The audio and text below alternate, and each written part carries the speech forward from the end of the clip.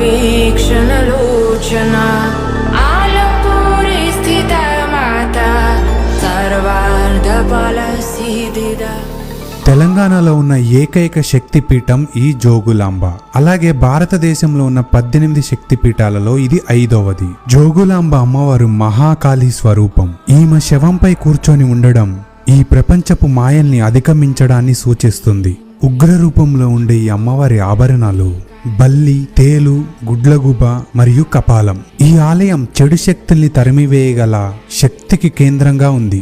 ఈ అమ్మవారు ఒక తల్లిలా ఎంత ఉగ్రంగా ఉంటుందో అంతే ప్రేమగా కూడా ఉంటుంది. మన ఎదుగుదలలో ఉండే నరఘోష నివారణకు ఉన్న ఏకైక అమ్మవారు జోగులాంబ. సంవత్సరం మొత్తం అలంకరణతో కనిపించే అమ్మవారు ఒక వసంత పంచమి రోజు మాత్రమే మనకు నిజరూప దర్శనం చేసుకునే అదృష్టాన్ని ఇస్తుంది. జనవరి 30 నుంచి ఫిబ్రవరి 3 వరకు అమ్మవారి బ్రహ్మోత్సవాలు జరుగుతాయి. ఈ ఉత్సవాలు పావమాన హోమాలతో 1000 కలశాల అభిషేకంతో ఎంతో అద్భుతంగా జరుగుతాయి.